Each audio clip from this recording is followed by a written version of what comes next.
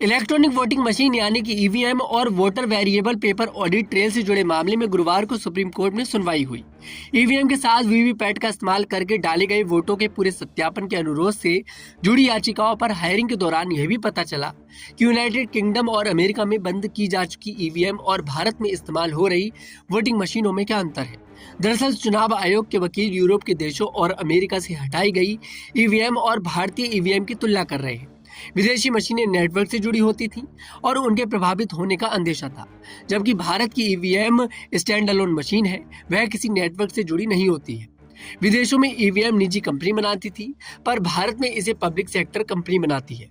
बाहर वाली ईवीएम में वोट की पुष्टि का सिस्टम नहीं था, लेकिन भारत में वीवीपैट के जरिए इसकी पुष्टि हो जाती है। सुनवाई के दौरान जजों की ओर से यह भी कहा गया कि वीवीपैट की पारदर्शिता को लेकर दलील दी जा रही है, पर वह शुरू से ऐसे ही है।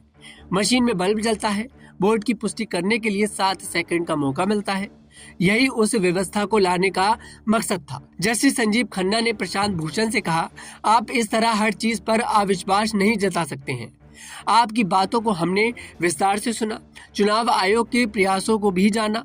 आपको भी इसकी सराहना करनी चाहिए। ईवीएम वीवीपैट मिलान 5% होगा, 40 होगा, 50 होगा या कुछ और।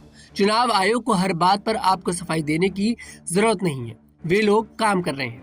हायरिंग के बीच चुनाव आयोग के वकील ने जजों का ध्यान इस ओर दिलाया कि सिर्फ बैलेट पेपर से मतदान ही नहीं, 100% ईवीएम वीवीपैट मिलान की मांग को भी सुप्रीम कोर्ट पहले खारिज कर चुका है।